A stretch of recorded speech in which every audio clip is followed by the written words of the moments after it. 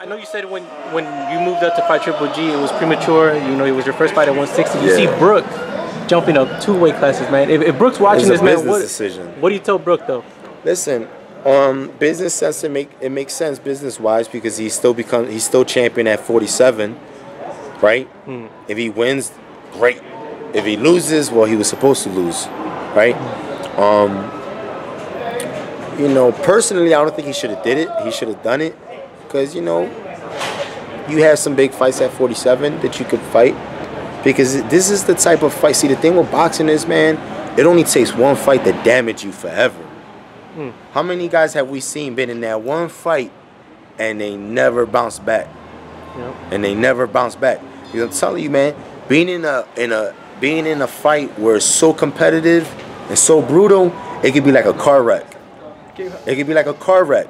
You never come back. You never bounce back. So this could be the type of fight where he could get destroyed so bad where we'll never see the same Brook again.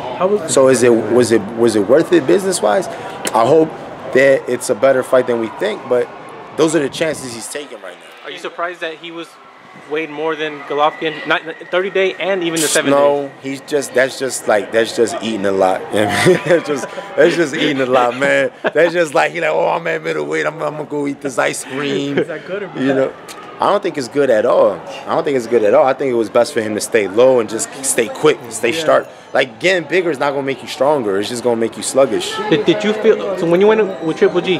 Did you feel the size difference right away? Like you said, oh yeah, of course. And I came up from 54, but I felt it. I felt the difference. I was like, oh. How soon did you feel it in the fight? I felt it right away. You know what I'm saying. So my thing is this. I didn't really grow into the weight until my 3rd middleweight fight, which was Kid Chocolate. When I fought Kid Chocolate is when I truly felt strong and I felt like a middleweight.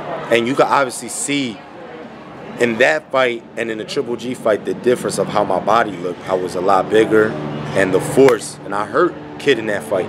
So you know what I mean? So yeah, he's definitely gonna feel that advantage. That's like me going up right now and fighting Kovalev, bro. Like I'm a middleweight. But like, bro, I'm not fighting Kovalev, bro. Robert Garcia said that. Like, that's where it stops, bro. That's where it stops. Yeah, I'm known for heart and all that, but that's where it stops. Even Gabe got a limit. That's where it stops. Like, yo, you want to fight Kovalev? What? 10 mil. Let me think about it. Let me think about it. I'd probably fight him for 10 mil, bro.